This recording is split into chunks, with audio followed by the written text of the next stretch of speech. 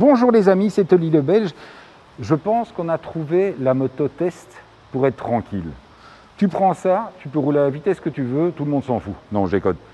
Voilà, on est ici en fait, on est venu faire la suite du salon virtuel. Et donc nous sommes chez BMW. Et nous sommes dans la partie de chez BMW pour ce concessionnaire où ce sont en fait les motos qui vont être livrées. Et ça représente un petit peu ce qu'a fait BMW en 2019, en 2020, en 2021, comme d'habitude.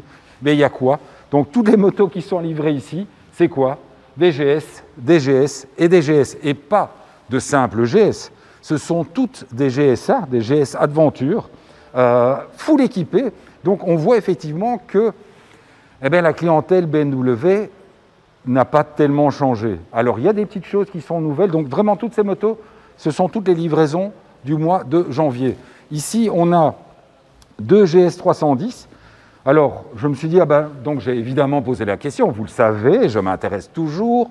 Je me suis dit, tiens, justement, est-ce que les GS, on a deux, ce sont les... Enfin, en 310, est-ce que ce sont les GS qui sont les motos les plus vendues? Et en fait, elles sont juste moitié-moitié, c'est-à-dire qu'ils vendent autant de GS 310R que des R 310R.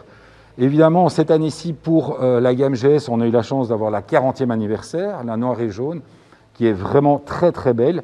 Voilà, ce sont des motos que on les avait essayées à l'époque, on n'a pas eu l'occasion de les avoir cette année.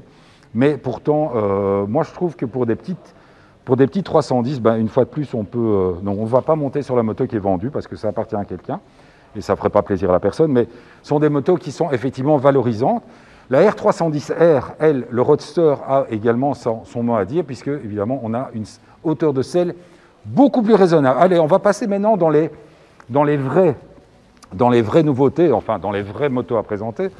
On passe de l'autre côté, on passe à côté de bonjour, bonjour, bonjour. Encore merci de m'avoir reconnu la dernière fois, je vous remercie les amis.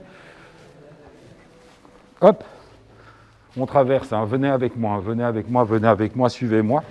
On passe effectivement dans l'autre partie et dans effectivement la partie où c'était la fin de la saison l'année dernière, cette incroyable transcontinentale.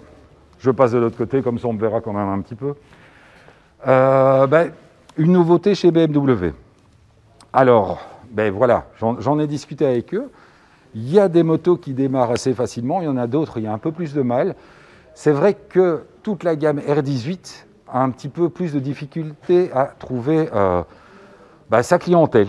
Parce que chez BM, il y a des choses qui évoluent, donc justement avec toute la gamme de petits roadsters, des roadsters 900, ces roadsters 900 ont amené une clientèle beaucoup plus jeune chez BMW. Donc bien entendu, les GS, ça amène toujours sa clientèle. Les sportives, il faut savoir que les sportives, c'est pas une histoire ancienne chez BMW. Les sportives, ça fait déjà quelques années, ça fait seulement quelques années qu'elles sont présentées au catalogue. Les S1000R, le Roadster, a également amené sa clientèle. C'est vrai que pour l'instant, sur les R18, c'est un peu plus compliqué. D'autant plus que moi, personnellement, j'adore le bagger. Donc, Transcontinental, j'ai un petit peu moins aimé parce que, en fait, j'aime moins tout simplement parce qu'il y a le top case et que je ne suis pas un grand fan de top case. Je trouve que lorsque l'on roule seul, ça amène beaucoup de poids non suspendu.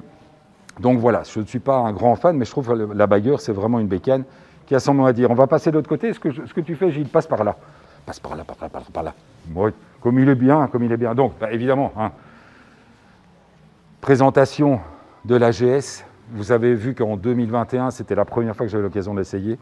J'ai évidemment kiffé la vibe. J'ai adoré cette bécane. Mais voilà, ça reste une moto où il faut avoir un grand cerveau pour rouler raisonnablement avec ce style de bécane. On avait testé, ça c'est exactement la même, et à mon avis celle-là doit être avec le kit de rabaissement, parce qu'elle m'a l'air plus basse, si je ne me trompe. Gilles, qu'est-ce que tu en penses toi? Moi elle m'a l'air basse.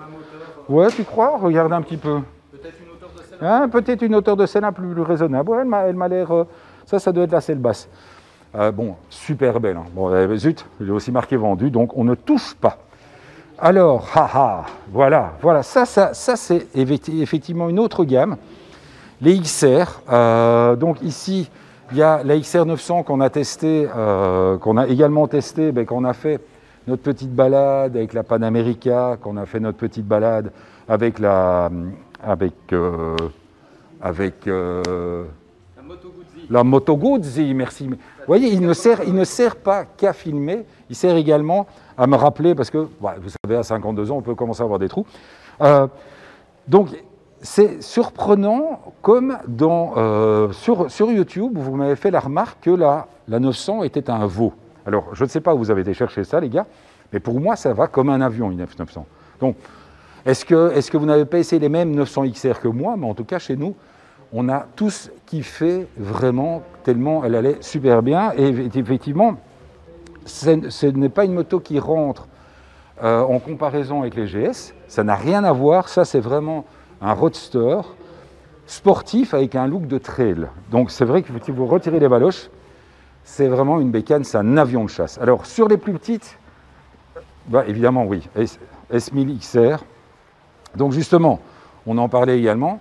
Donc, il est certain que si vous passez de l'une à l'autre, il est évident que la 900 va vous sembler beaucoup plus fade que la 1000. Mais ce sont deux motos complètement différentes. Ça ne s'adresse pas du tout au même public. Ça, c'est vraiment... Là, on est déjà sur le côté agressif, méchant, très, très violent, parce que, voilà, on en parlait, c'est quelque chose qu'on retrouve régulièrement sur nos essais.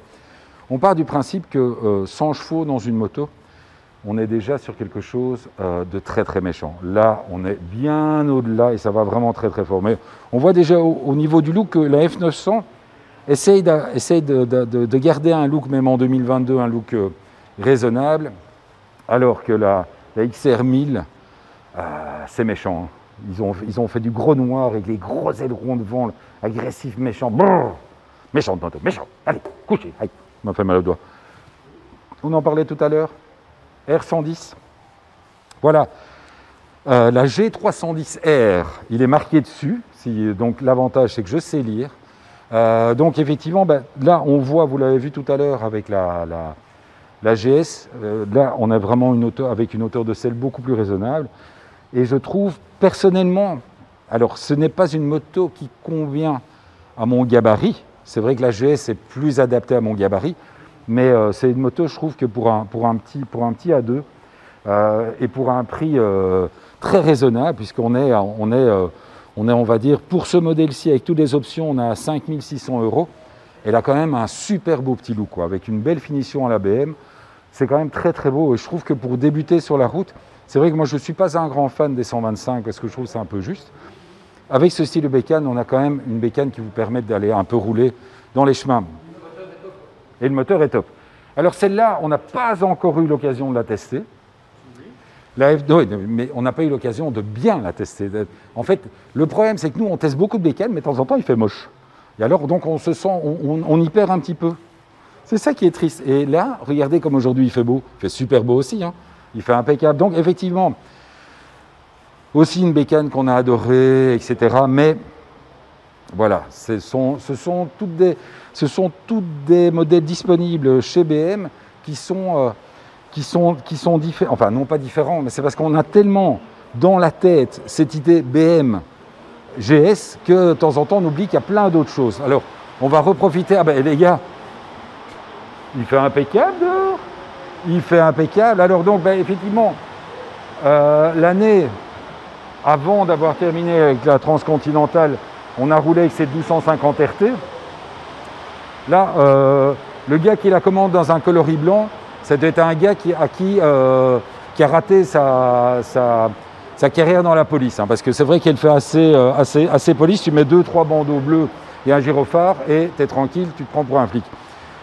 Bécane qui nous a bluffé, et c'est vrai qu'ils l'ont dit chez BM, cette gamme RT qui était l'ancienne gamme un peu tourisme, maintenant est devenue du tourisme rapide. C'est-à-dire que la RT est pratiquement montée au niveau de la FJR il y a quelques années. Donc ce sont des motos qui sont extrêmement puissantes, qui sont extrêmement agiles, malgré la taille de la moto. C'est vraiment, agile.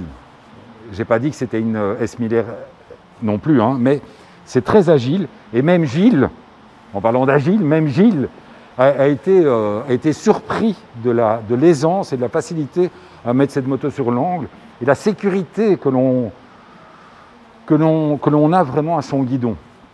Par contre, c'est vrai que, du coup, on a tendance à rouler un peu vite. Et c'est pour ça que je voulais terminer sur la R18.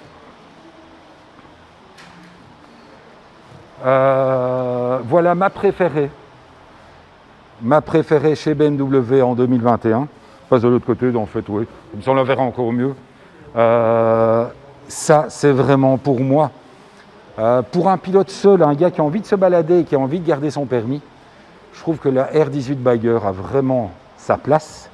Ici, il y a une petite finition avec le moteur noir. Je trouve que ça lui confère un look tout à fait génial. La couleur, ça me rappelle un peu la Transcontinentale, donc je ne suis pas un dingue de la couleur. Mais je trouve que c'est vraiment une bécane que vous avez adorée, puisque vous l'avez vraiment plébiscité au niveau des vues sur YouTube. Et c'est une moto que moi, j'ai adorée aussi. Donc, on va se retrouver pour la suite. Honda, Ducati, etc. On va continuer ce salon virtuel, puisqu'on n'a pas l'occasion de faire le salon tous ensemble à Bruxelles. On va se retrouver pour la suite du salon virtuel. À la semaine prochaine. Ciao les amis.